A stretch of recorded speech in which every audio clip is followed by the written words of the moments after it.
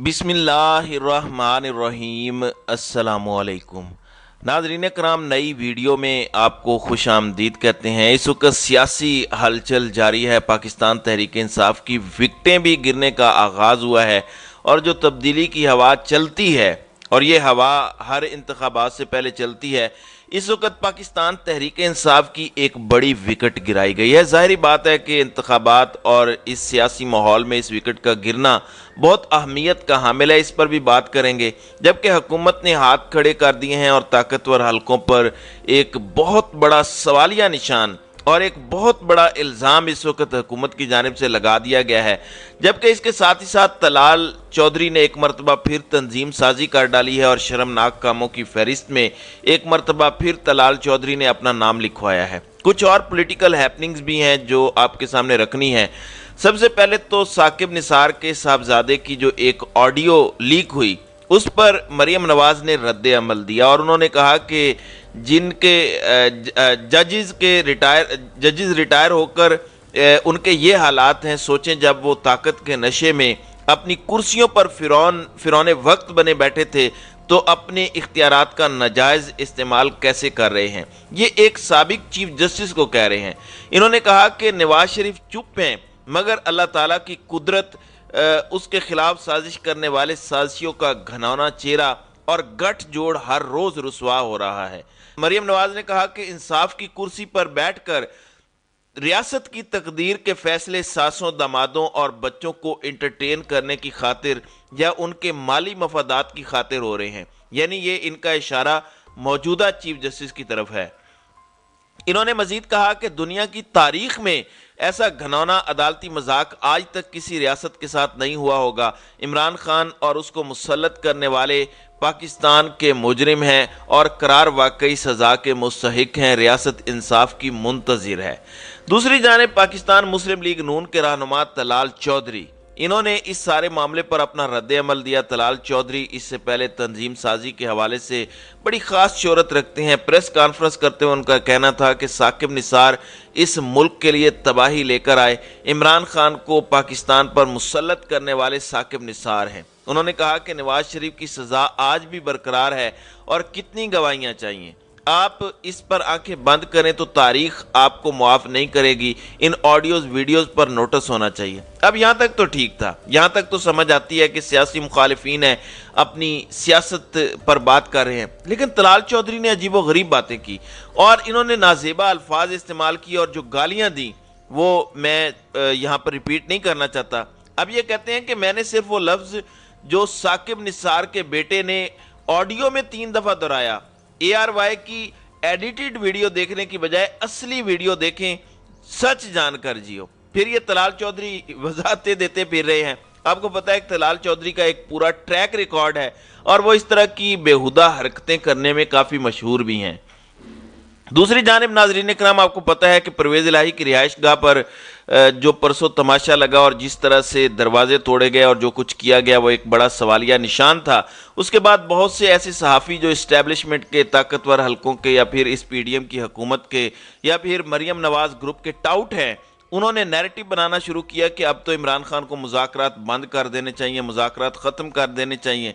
लेकिन PTI इस trap में नहीं आई। फवाद चौधरी का कहना है कि मुज़ाकरात को सबूताज करने की कोशिशों को मुस्तरद करते हुए पाकिस्तान तहरीक इंसाफ ने फैसला किया है कि सुप्रीम कोर्ट के अहकामात को मद्देनज़र रखते हुए आइन के दायरे में इंतखाबात के फ्रेम वर्क पर हुकूमत से मुज़ाकरात जारी रखेंगे और मंगल को हतमी एजेंडे पर बात होगी। यानी मामलात मंगल से आगे नहीं जाएंगे। अच्छा, यहाँ पर जो दिलचस्प बात हुई है, शहबाज शरीफ हुकूमत ने परवेज़ इलाही के घर पर ऑपरेशन से लाताल्लुकी का ऐलान किया है और इसहाक डार ने शाह महमूद से अहम तरीन रब्ता किया और उन्होंने कहा कि चौधरी परवेज़ इलाही के घर पर कार्रवाई से वफाकी हुकूमत का कोई ताल्लुक नहीं है, हमारा इससे कोई लेना देना नहीं है। और चौधरी परवेज़ इलाही के घर पर पुलिस कार्रवाई और चादर चार दीवारी की पामाली पर उन्होंने अफसोस का इजहार किया। उन्होंने कहा कि हमें इस पर अफसोस है, गहरा रंज है कि ये जो हुआ है ये नहीं होना चाहिए था। अब यहाँ पर बहुत से सवालात हैं कि अगर ये निगरान हुकूमत ने किया,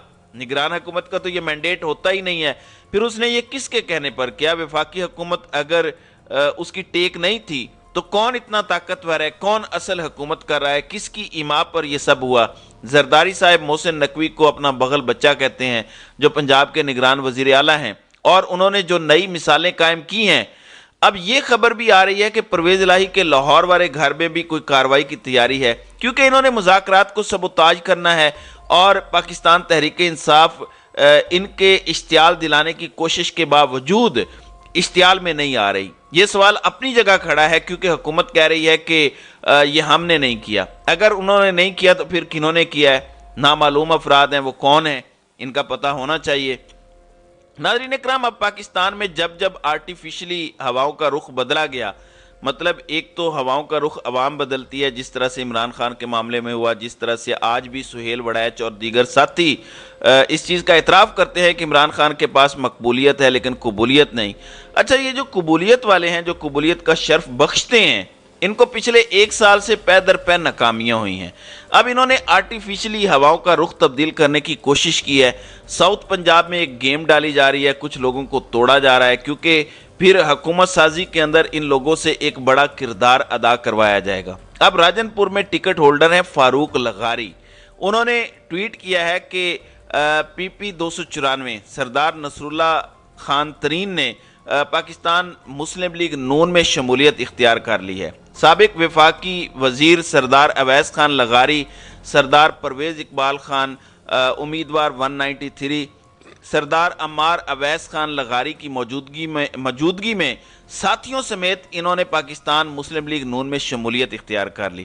اب پاکستان تحریک انصاف کا یہ ایک ٹکٹ ہولڈر ہے، جو اس سے پہلے 2018 میں راجن پور سے نیشنل اسمبلی کے ممبر رہ چکے ہیں۔ یہ پاکستان تحریک انصاف کے امیدوار بھی تھے اور جیتے بھی تھے، اور انہوں نے 13/8/2018 میں اپنا حلف بھی اٹھایا تھا۔